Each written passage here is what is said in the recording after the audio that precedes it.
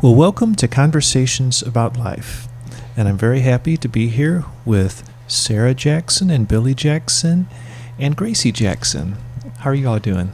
Doing good. We're doing good. Yep, doing good. Thank you. Estamos bendecidos. Bien bendecidos. We are blessed. Right? Cool. Yep. Good translation. Well, we are here at the Rio Grande Bible Institute campus and in Edinburgh, Texas. And this is where Billy and Sarah are serving and their family lives. And Billy leads a video team that helps to propagate classes and helps to promote the school through video and photography. And Sarah is in Spanish class right now. And then Gracie hasn't gone through Spanish, formal Spanish classes, but she studied on her own and has an impressive ability to talk in Spanish for, having just studied on her own. So, anything you all would like to say as far as like introductions before we just kind of get into it?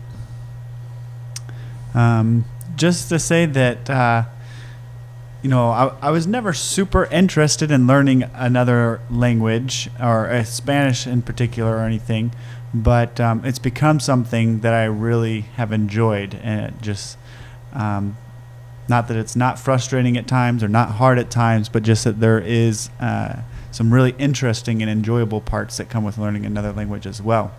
And it's kind of interesting that the three of us, with me having finished language school and begun work in Spanish, I am kind of like at that end, while Gracie's at the other end, just kind of starting off and really just becoming conversational, and then Sarah is kind of in the middle with trying not to drown with almost having completed language school. So yeah, and I thought that's what we would talk about today, is about just learning another language, what that's like, and so forth, and what you've discovered along the way. So maybe I guess we'll start with you, Billy, and I know you've talked a little bit about how language is tied in with culture, and you can't separate the two. And I don't really understand that like you do, because you probably have discovered that as you've studied Spanish. But I do remember when you were homeschooling and we were getting into Greek a little bit, and you made a comment, I think we talked about it a little bit, that the idea is not necessarily just to translate in our head the Greek into English and then just think the English, but it was to think the Greek, from the New Testament and so forth. Do you remember us talking about that? I think maybe so, because I think I was a little bit frustrated with the idea, well, if we're just learning to translate Greek into English, well, why don't we just read the English translation by those who have already translated it better than we can, Right. So, and I guess with Greek, it's a little bit different since it's a dead language. There's only so much you can maybe learn and discover and experience. But with a live language like Spanish, I think it's a big part of learning the language is understanding the culture and the people that are connected to it. And I think they're connected at their core because language is expression used by people, and a language is used by a certain people group, and so they're expressing themselves using words and sounds. One of the first things entering language school is you realize the different parts of language. Like, it's made up of sounds. Like, we don't think about the sounds we're putting together to make these words and these sentences. We're using so many different sounds, but that's where it kind of comes back to. But at the end result is expression of who you are, how you think, what you believe, those kinds of things. So I think that's the root part of why you can't separate a language from its culture very well. And then that works itself out in lots of little interesting ways in real life experience, I guess. Yeah, that's interesting. So when did you kind of discover that was it obvious all along the way, or is that more, like recent? That's a good question. I think that's when language really started becoming interesting to me, when I realized I wasn't just learning sounds and something that just means something that I already know and can already say in English, but it's really learning about more than what I've experienced. Mm-hmm. It's stuff that I haven't experienced yet, or not in the same way. And it's learning to see things in a different way. Spanish is a really good example of that. And there's just all kinds of experiences in life that they see things from the other perspective than what we as Americans tend to see things sometimes. Just in the way they phrase an accident, something that falls or something that breaks. It's not phrased as in, oops, I broke the plate. It's, oops, the plate broke on me, or it did it. Oh, sorry. It did it, it's almost like it did it to me. And like as an American, we're like, no, you broke the plate, you dropped it. But Sarah was just commenting the other day about how she kind of is starting to understand that, because like something fell out of her hand, and she's like, if I had any choice in the matter, I would not have dropped that. It wasn't me doing that. It happened to me. And the Spanish really expresses that in the way their verbs are formed about that. It's like, I didn't break the plate, or I didn't forget.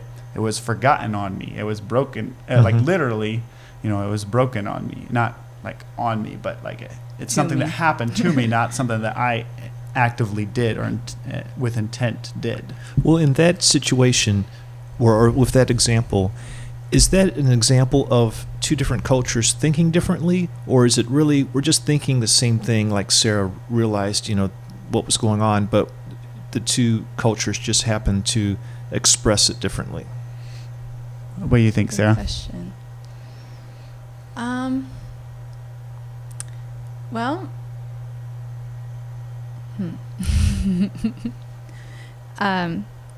maybe a little bit of both, because I feel like in Spanish, a lot of the time, there's a lot of emphasis on not putting the blame on someone. Like it's very polite language in a way that English is much more abrupt and, straight to the facts. And so I think even to the extent where you're like polite to yourself, like the language itself is just more like, you wouldn't say, oh, you dropped that. You would say, it dropped on you. And so in the same way, it dropped on me too, because I'm not going to point fingers. Yeah, that's pretty interesting. Like even if it's obvious to everyone that was their fault, that's not the way you're saying it, because that's putting the blame on them for something that they didn't intend to happen. Right. So it is reflecting culture, huh? And a lot of things, I guess, influence cultures and make them what they are and so forth. Yeah, in my first semester, the most interesting class I had was only once a week, but was the just, how was it, like Latino culture, basically. Latin American culture. And just understanding some of the roots of the culture and how that works itself out in practical everyday life, just how friendships and relationships are a lot more important than time. That you're gonna spend time on someone if you value them, even if you're in a hurry, that kind of thing. And just there's some things like in the back that of both cultures, all of us have things that make up the core of the way we think, and we don't always think about those core values, but it affects everything that we do and that we say. Yeah. Billy, when did language or learning Spanish really get exciting to you? Was there at any point along the way where it just like things started clicking and really kind of taking off and getting more exciting? The short answer would probably be when I began actually working in Spanish after language school. Okay. Most of language school, at least here, the way we did it was very intensive. It was just 2 semesters, so just lots of working in Spanish, like working through homework and exams and everything all day, Mm-hmm. and tutor time and things, and a lot of it just feels like you're treading water trying to stay afloat, or the president of our school phrases it, trying to drink out of a fire hydrant, Mm-hmm. and it feels like you're missing a ton. It's just blowing by you a lot sometimes.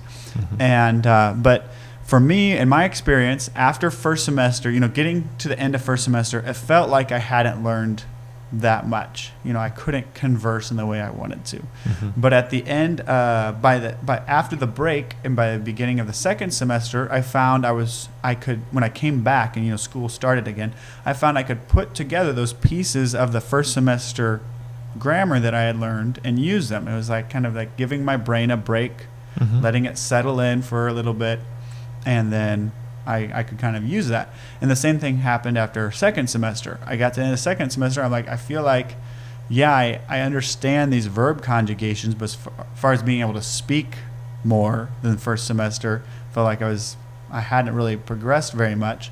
But then after Christmas break and start of the new semester, and I would just found myself putting just kind of starting to come together. And then I'm in charge of the video department, which is me as far as staff goes, and right now 9 students who all speak Spanish.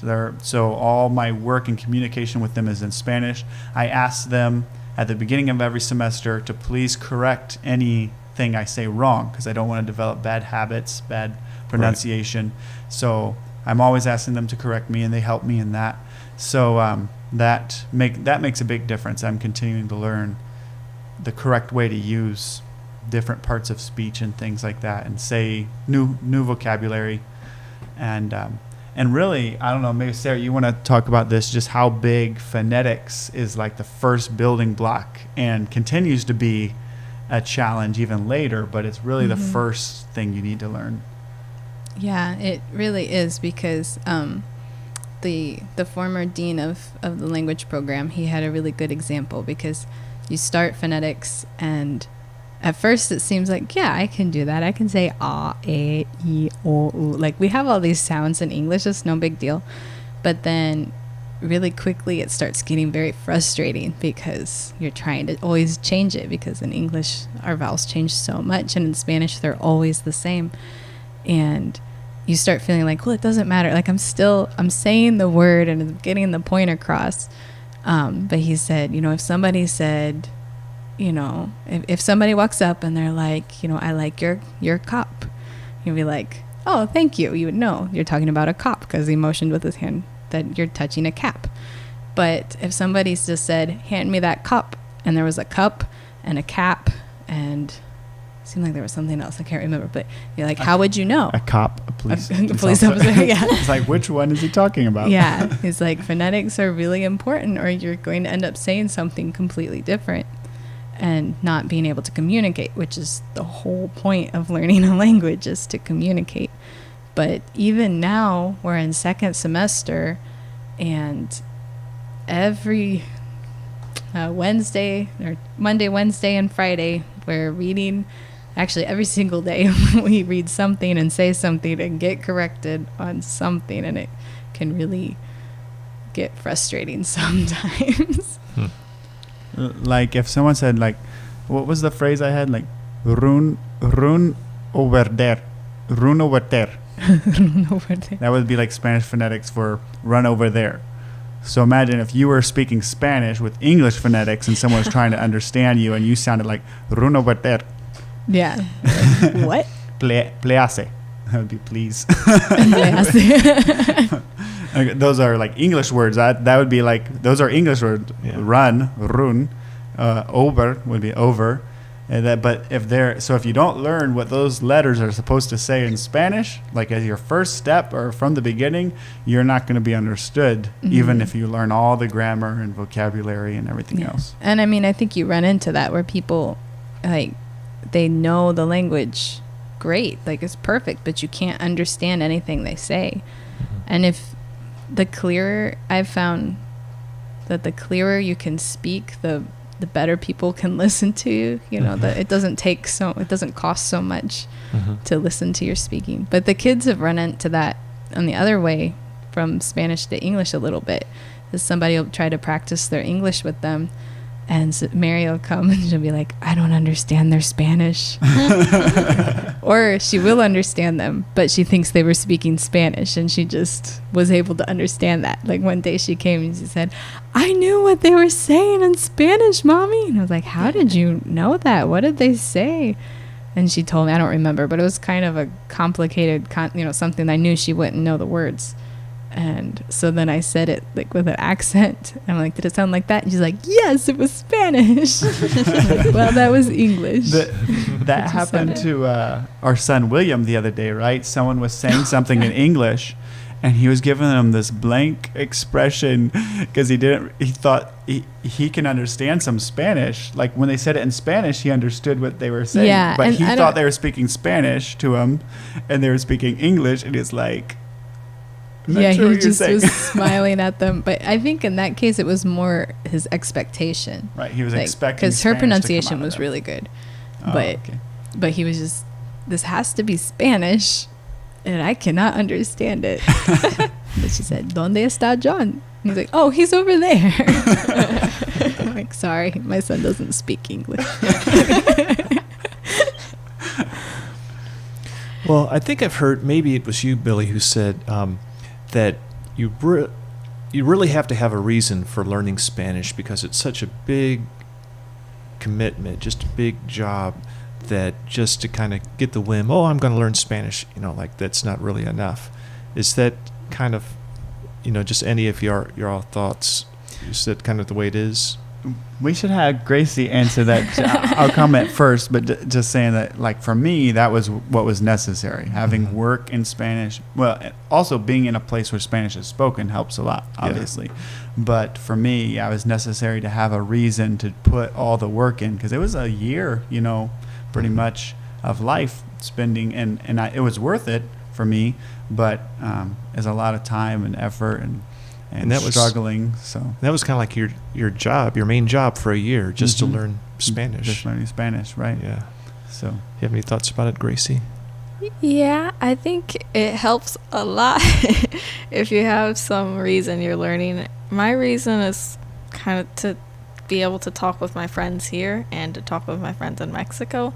So it's not like a huge region, not as big as your guys is. So, I think it helps a lot that you guys are here. There's a bunch of Spanish spoken, and you're going to be using it a lot. I don't know how much I'll be using it, but I think it would help if I had a big reason. Well, Sarah, what's it like? Well, I guess as far as like being fluent, like, is there come a point where you're just, oh, I'm fluent now, or is that kind of like a gray area where, I don't know. I think I could. I'll let you comment. I'll just say I think you are disillusioned of that in the first semester. Like, I will never be fluent.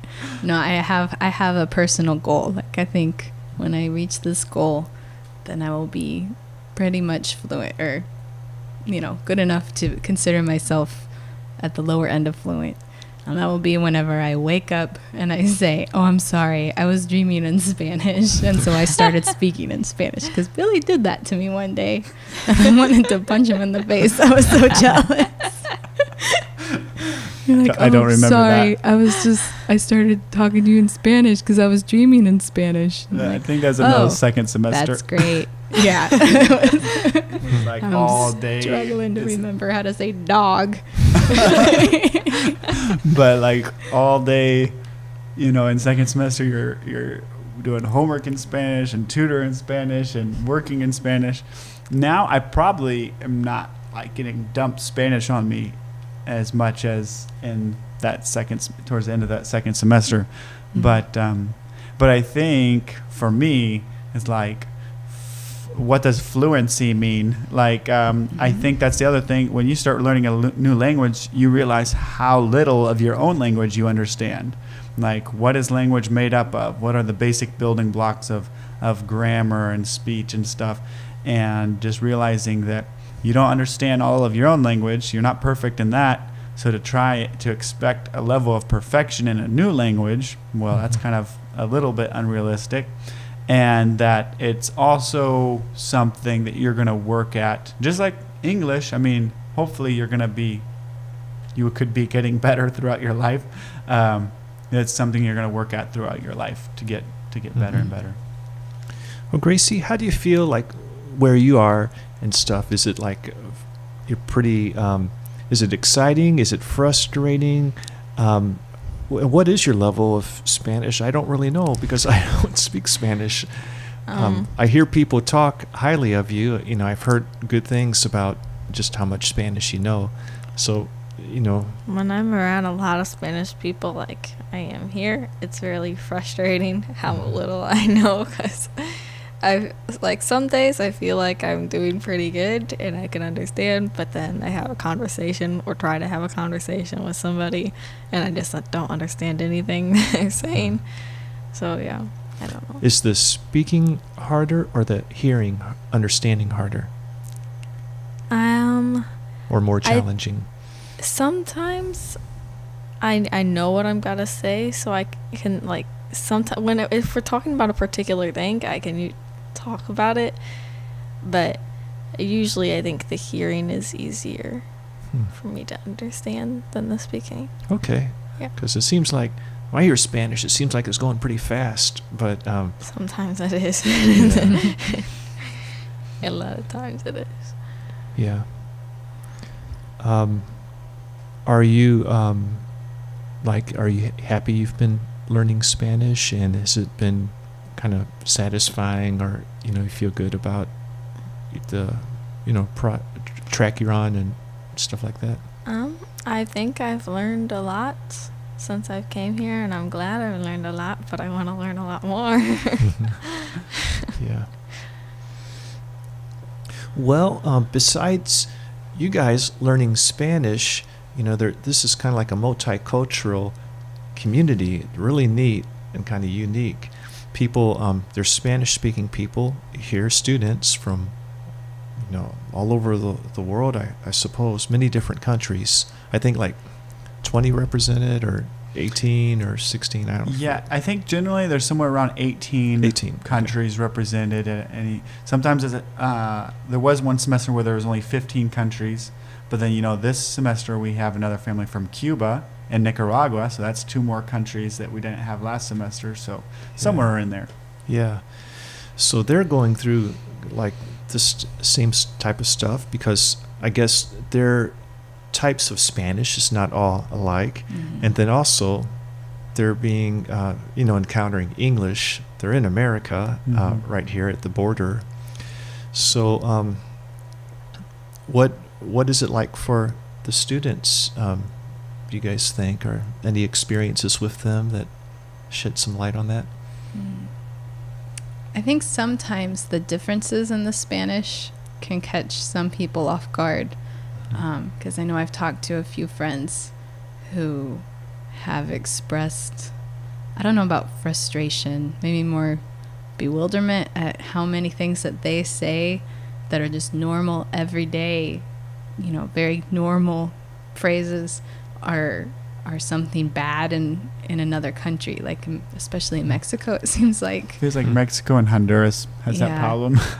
Yeah, like everything the Hondurans say could mean something bad in Mexico, it seems like sometimes. And every once in a while that can be a little bit overwhelming as a Spanish student, just feeling like, oh, so even when I get this, I'm not going to be saying it right somewhere, right? But so I think that's interesting. And there are just some different, there are different cultures, even though they have the same language.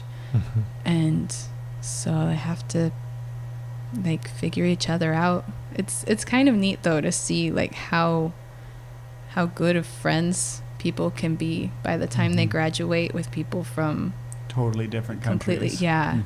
It's really really cool. There's like a group of friends I took pictures of, and they were from 5 people from 5 different countries, and it was just really cool to see their close friendship that they shared, even coming from so many different countries. Yeah. It is the community here, just the environment is nice, just the friendliness and the smiles and greetings and love. And I've just seen barely, I've only been here a couple of days. So. But yeah, with that, as far as like what it's like for students coming here, that's one of my favorite questions when I get to know someone is ask them, so which student from which country was the hardest for you to understand when you got here? And depending on where they're from, sometimes it's a Chilean, the way they talk, they don't always say their S's and they talk really fast, or sometimes it's a Colombian, or a northern Mexico, northern norteños. Sometimes they talk different and are hard for different students to understand. So, but that's interesting for me to see who is hard for who to understand, Right. And for me, I think for us as language students, it actually is a big help that we don't realize at first that there's so many people from different Spanish-speaking countries, because when they get here, their Spanish has to get more standardized and straightforward in order for them to communicate with other students and professors and stuff. And so that helps us out. Now, if you're in a group with only Mexicans or only Argentinians, it can get harder all of a sudden to understand, because they kind of revert back to how their expressions, their phonetics and stuff. And that's something I really realized when I went on a short trip last December into Mexico, was that, I could understand all my Mexican friends here on campus, but then going into Mexico, it was, I ran into a lot more people that I had a hard time understanding, just because we don't realize how many expressions and like modismos, Slang. like not just slang, but just idioms, ways of saying things that we use. It makes up almost half our speech sometimes. And when you go into someone's a town or something where they're not used to outsiders or foreigners necessarily, you encounter a lot more of those that you're going to have to learn and ask questions about and try and figure out what they're saying. Yeah. Well, I was kind of wondering, for a lot of people, students, this is their first experience of America. Is that right? Yeah, that's correct. Okay. But are they really experiencing it? Because they're kind of, this is not like typical America right here on the border, and especially on the campus, which is, so I guess I'm curious about what their impressions are. They arrive at America. What do they think of America? Or can we really say, because do they really experience it? They don't think it's very beautiful. Okay. We tell them not to judge America by Southern Texas. Yeah. I feel like most of the time when I talk to first semester students and I'll ask like, what's your country like? What's your neighborhood like? And they'll be like, there are hills and it's green. And I'm like, everywhere is hillier and greener than right here. Unless you're in the desert, there's going to be more hills and it's going to be greener. But yeah. And the food is always...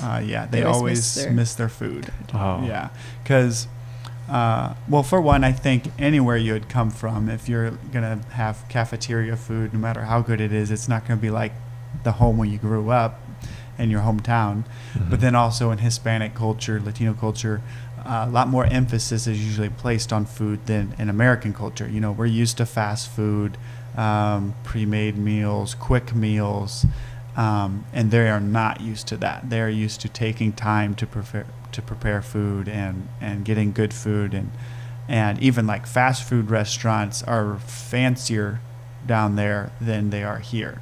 Like McDonald's and Burger King and Pizza Hut, like they have a more expanded menu, and it's more of a big deal to go to places like that than it is here. So, and then what was your original question with, just their impression. Commenting on their impression of America? One thing is, it's kind of funny, we're in the Valley where both English and Spanish are spoken almost equally sometimes. And for us, sometimes it feels like it's hard to find people to talk to us in Spanish outside of the students, because everyone will speak to us in English because we're white, right? But for the students, they're usually complaining that there's Spanish everywhere. There's no one to talk to in English because everyone speaks to them in Spanish because they look Hispanic. And that's a dynamic of the Valley, is people will kind of peg you and speak to you in the language that they think that you're probably most comfortable with. And so if you're trying to learn the other language, you got to be intentional to say up front, I'm practicing my Spanish. I would like to speak in Spanish. I know I'm white. I know I'm not Hispanic, and so that's kind of an interesting thing that they do. The ones that are really serious about working on their English usually will try to find somewhere in the 4 years they're here to spend time outside the Valley, either staying with a family or a church or a summer further north outside the Valley where they can have not go back to their Spanish, and so that's interesting, and they do enjoy that. They really enjoy being here in America and seeing the different cities and the different places and stuff. So Okay. Well, I guess, as far as like the Christian faith, anything that you've discovered about that through being in this type of an environment where you're working with people just from all over the world, living with and so forth. Any thoughts about that? You want me to speak first? Yeah, I'll think. Okay. I don't want to do all the talking. I know. You looked at me like, oh no, he doesn't have something to say. That means I have plenty to say. Okay. I just don't want to say all of it. I really enjoy being here and seeing the Lord working in so many different countries and getting to see brothers and sisters in Christ from so many different countries, going to so many countries, bringing stories from all around the world. Just how much the church, the global church, is connected, and how language barriers can be overcome in the love of Christ, and one through love without words, and second through love that says, I'm going to work to learn your language and learn your words. And so that's been a blessing, and I want to stay here and continue to be part of that. The students go on short-term trips. The staff are often retired missionaries that have experience in the Amazon and South America and in other parts of the world, and then sometimes staff and students are training to go long-term. So that is a blessing to be in a place where it's very missions-minded in that way. And then also on the other side, as far as just marveling at God's creation and what He's made, is just realizing, for me, I like to talk about this, just realizing that language is not a man-made thing. Like, we didn't invent it. And just realizing that grammar is an attempt to explain and regulate language. It's not what creates language. Languages that don't have a written alphabet, that aren't written, or don't have grammar rules written, they still have grammar rules that they follow. It still functions in a logical way. We just haven't explained it yet, on paper. And just that. That's one of the reasons I think that we will never fully comprehend any one language or language in general, because it's not something made by us. It's something that we get to use, enjoy, and experience. And how that all works out, I don't know. But just for me, the expression I use now is like, coming into language school, I had this idea that I was going to take something and consume it. I was going to learn it. It was going to be something like either taking a big drink of water, or maybe a bucket of water that I was going to drink over time, but eventually I'd get done with it. But now I think it's more like getting to experience the ocean for the first time and learn. And you get to the beach, you feel the waves, you go a little deeper. Eventually, if you want to go deeper, you got to learn how to swim. You got to become a stronger swimmer. It's something that you're in and you get to experience, and you can get better at it. But it's not something that you're ever going to, fully comprehend or fully consume, I guess. So you don't take this thing and like master it, but rather you enter into it, perhaps. Is that how you'd say it? And like, I mean, if you're a master of the language, it's like in the same way you would be a master swimmer in the ocean. Not that it's finished and over. You've fully digested that language, I guess. I don't know. Could you repeat the question, please? Yeah. I was just wondering, from being in this multicultural environment, has that shed any light on just your understanding of Christianity? Do other cultures express Christianity in some different ways, or put emphasis on different things and so forth? Or I don't know, just any thoughts along those lines? Yeah. So the first thing that comes to mind, I think, is really early on realizing, I don't know how to say this in like a good way, but I guess I shouldn't care what people think about me, but realizing, even though I knew that like the American church was not the only church, the Christians in America were not the only Christians, just getting to see more clearly that like there are people from all over the world that are sending out missionaries, that we aren't, like, most of the missionary stories that I've ever heard have involved people who came from America or from England. They've always been white, and they've always been going to other cultures. But the same thing happens from churches all over the world. Like, there are churches in countries that we send missionaries to that are sending missionaries themselves. And it's been really cool to see that more clearly, and to hear some stories, and just remember, I don't know, it's kind of almost like a relief. I don't know, like for lack of a better word, like white privilege can kind of be a burden whenever you think that it's all about your culture, and everything has to come from your culture because your culture is the only one that actually has the truth or something. Like, I never actually thought those things, but I realized over time that had kind of shaped, like, if you said missionary, I would picture a white person, and that's not the case. And it's really incredible just to see the global church working. Yeah.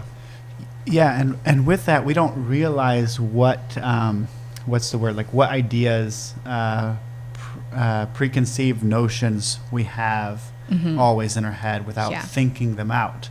And then when you gain experience, and new experiences reveal those to you, and that they're false sometimes. So it's not something you've always thought out. But that happens with language learning as well. That if you only know one language, and then you meet someone from another language that doesn't speak your language, without realizing it, you tend to, in your brain, peg them a little lower in intelligence or in capability or anything like that. You don't even realize it. But they can't speak my language, they're not as capable for some reason. And that's not the case. But you would never say that. And we would never say that. We would never consciously think that. But in the way we act towards them sometimes, those actions come out. And now, where you realize that you had that is when you learn another language, and that happens to you. You're barely speaking Spanish, and you can tell that this person isn't meaning to. They're meaning to love you, but they're treating you almost like a child. And not just in their words. Obviously, they have to speak to you with childlike words at first. But you can tell the difference between someone who's treating you as a less intelligent person because you can't speak their language, and someone that's genuinely sees you as an equal and is trying to help you with this new language. And generally, those are the people that have had to learn a new language as well. So that happens on a personal level as well as like a cultural, church-wide level. Getting that realization that churches, the Church of Christ in other countries, is just as equal and real as the church in America. Mhm. Sometimes maybe more so because they've gone through more. Mhm. Are there different ways, like different cultures that you've observed, kind of practice their Christianity, or live it out, or anything like that? Like in what ways? Like as far as like, meeting for church service and things like that? Yeah, I'm talking about like the day-to-day things. Like, I guess when I think of our culture practicing the Christianity, it's like, going to church on Sundays, quiet times, having your time for reading your Bible and your prayer, maybe listening to Christian music, praying, before meals, and, avoiding bad movies, stuff like that. I didn't know if like there's something different in different cultures that, when it comes out, well, this is how we live out following Jesus, if it might look a little bit differently than, what we think of, I think a lot of times it looks the same. Okay. I think wherever you go, you find believers coming together on whatever day or whatever place it might be and singing and reading the word together. Yeah. And the place you meet or the time you meet can change. The different cultures, like in the Hispanic culture, a lot because food is more important. There's more meals shared together. That tends to happen. Mm-hmm. Different things like that. Maybe some cultures are more scheduled and some are less strict on their schedule. That kind of thing. But the basic working out of the church, I think, looks really similar a lot of times. Yeah. What about transparency? Like, if, in the American church, if someone's like having a problem with their marriage or something like that, they might talk with their counselor about it, perhaps their pastor, maybe close friends. Or if they're having problems raising their children or whatever, personal type of things. In other cultures, are those personal things kind of kept more guarded and private, or is it just the opposite? Are they kind of more a community thing where everyone kind of knows and is involved with each other and so forth? I'll speak first and then let Sarah. I think Sarah might have some good comments on just transparency with the Latino culture. But first off, at first look, the Hispanic culture is going to be closer and more open because they're more based, at least in Mexico. I mean, when we first think Latino, we look at Mexico. South America, sometimes there's a few different dynamics where there's more of a European influence in some places, like Argentina and stuff. Mm-hmm. But in general, especially in Mexico, excuse me, it's because it's based more on relationships. There's going to be more knowledge about what's going on, and there's going to be more transparency, whether you want it or not. Just people are closer together. Everyone always knows, and that kind of thing. So in that way, and also because people depend on each other more. That's something I tell the new language students all the time, that we as Americans get bugged sometimes because Latinos, once they get to know you, immediately start asking for things. They ask for favors, they ask for rides, they ask for food, little ingredients, and but it's not because they're trying to get things out of you always. It's just because that's how they're used to functioning. As Americans, we don't ask people for things until like a last resort, emergency. Yes, but for them, they're imagining that if this is a two-way relationship, then you're going to be asking them for stuff as well. When they can help out, that you have the right to ask them for help as well. And so there's that dependency, whether it be rides, staying in your home, just all that kind of thing.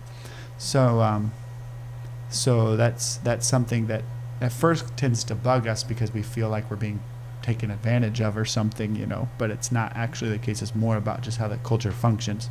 But would you like to talk about just the other side, I guess, maybe of the transparency and with the Hispanic culture, I guess, I don't know.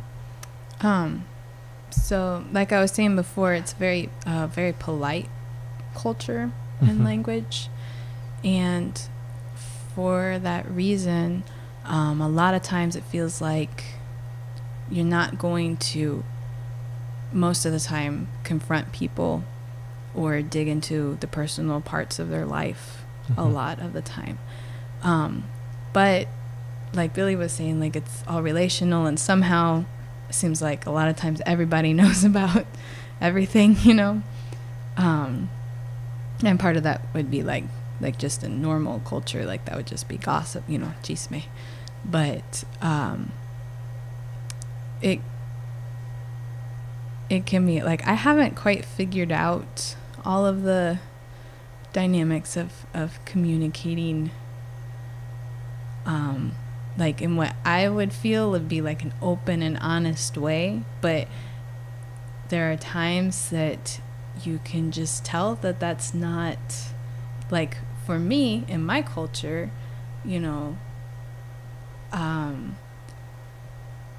I would just say something, like I would say yes or no, or I can't actually answer that, but in the Latino culture, a lot of times you want to always say yes. That like you don't want to offend or anything, so you say yes as much as you can, but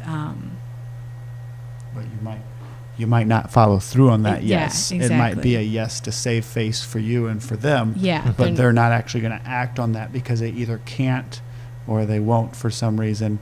So that's the other side sometimes, is that while there's relations and dependency, there's also this tendency to want to always save face, and sometimes for yourself or your friend. And sometimes there's almost like a politeness mask that you can tell you're not getting the real answer. And while an American would just come right out and say it, there's something being kept because of feelings or something like that. There's something being kept back.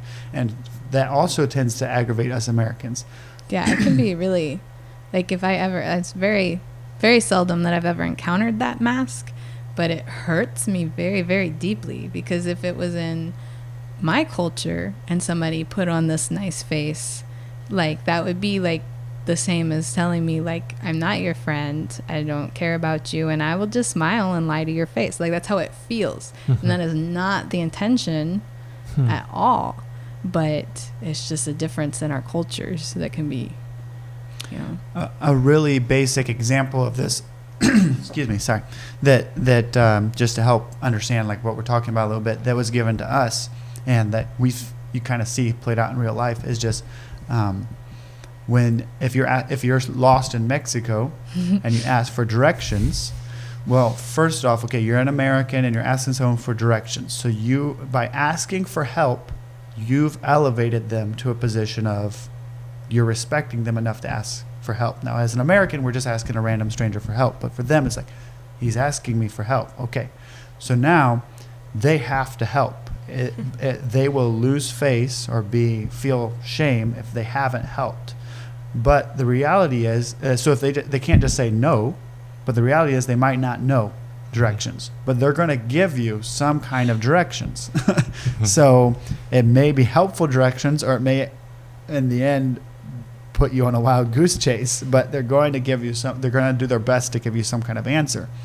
And the way our brains process that is just different, I guess, because an American would have no problem just saying, nope, I have no idea where that is, And sometimes you might get that, but their tendency is they're going to give you something. And it's kind of that basic feeling of I can't tell them I know, I got to give them something, that kind of feeling. So in our Sunday school class, like we have this practice of going around the table before we start, and everyone answers the question, well, how has God blessed you this last week? And then also, like, what temptation have you dealt with this last week? Like, would that ever happen in a Hispanic type of culture? Or is like, what are you struggling with, brother? That type of thing, kind of more closely guarded, In a Sunday school environment, I think that could happen and work just fine. But if you just were talking with your friend, I think it would really depend on the context and the closeness of the relationship. Yes. If you're just in a normal social group, Mm-hmm. that would not work probably. Mm-hmm. But that's where you see the Christian culture overcoming both cultures, American and, you get to see, well, there's good things in Latino culture and there's good things in American culture and there's bad things and there's bad things. Okay, so which one's better? Well, the reality is as Christians, we can follow Christ, and you see the bad parts getting broken down from both sides. So that's where you can see like that kind of question, in a normal American context might not go over so well either. Mm-hmm. Yeah. In the same way, in a church where there's brothers together that are serious about Christ and their faith, they do become more open and more genuine and more real, and you really see that. And so that's another blessing, another thing, another way you see the love of Christ being worked out. Well, what would you have, like, advice for someone like me when they're in like a multicultural type of environment, and I do want to connect with people, but like I don't know any Spanish. So do you have any suggestions about just how to best connect with other people? Smile. Yeah. I would say if you can learn like some key phrases, just like ¿Cómo estás? Muy bien. And also just greeting people. Like even if you can't, if they can't understand you or you can't understand them, just like going up and shaking people's hands. I'm not very good at that, but I've noticed like it really helps to start a connection, even if you can't communicate verbally very well. Okay. And not being afraid. That one's always, that's always good. Yeah, not being afraid, not letting the language barrier make you afraid of a person you would normally be just fine and comfortable with. I have a bunch of stuff. I'm going to try and limit it, I guess. But like going with what Sarah said, with the Hispanic culture, it's a very relational and friendly culture. If you're friends with someone, you greet them or at least wave and say, "How are you doing?" every time you see them. So to miss that opportunity is to be neglecting that friendship, and that might be for serious reasons, but that's to be so if you want to get to know someone, every time you see them, go up and shake their hand, go up and say hello. Okay, as far as communicating, listening and learning the phonetics can help, because even if you're not going to speak Spanish, you can hear what they're trying to say. Yeah. Okay. So that's number one. Number two, learn how to use basic language, both either in Spanish or English. Either way, we don't realize how high our level of language is until we're trying to communicate in another language. So if you can use basic, clear, without expressions of speech language, you can communicate a lot quicker and easier. That's where a lot of people lose people, because they don't realize what they're referencing things that the other culture doesn't have a context for. And speak slowly. Slowly and clearly with basic language. That is such a blessing. Yeah. We know what that feels like with someone who speaks above our level and when someone who's speaking on our level, And when you're trying to learn Spanish, I encourage the new language students, limit yourself. It's so hard because our thoughts, like when we're trying to share our testimony, we're using all these big words in English. But limit yourself so you don't frustrate yourself when you're in the other language. And then 3, like Sarah said again, learn how to say how are you, thank you, and just that beginning, that is like almost like an invitation for them to try out whatever English they have on you, because you've said, I'm trying to learn your language. I don't have it, but we can be friends, and they can, and who knows how far it can go from there. It depends on the ability of both sides. So those would be my 3 things. Phonetics. What was the second thing? Limit your level of language that you're using, and do something, have some kind of opening or greeting in their language so that the relationship can begin. Yeah, you Okay. can just have a script. When I meet somebody, I'm going to do this. Yeah. Well, thank you, all of you, for this time together. Thank you. And before signing out, just any last words? I really appreciated the chance to talk about this. I feel like I'm not an expert even in Spanish or English, so I feel like I talk a lot about it for how low a level I have. But I just want to say there's a lot of other languages here on campus as well, and I would like to in the future begin to learn some of those as well. There's indigenous languages from Mexico, like Mipa, I just discovered the other day. There's Quechua from South America, that's an indigenous language that's widely spoken. There's Guarani from South America. There's other languages that I would like to at least begin to investigate and have. So I plan on continuing as I'm able, even if I'm not spending a year of my life studying other languages. Yeah.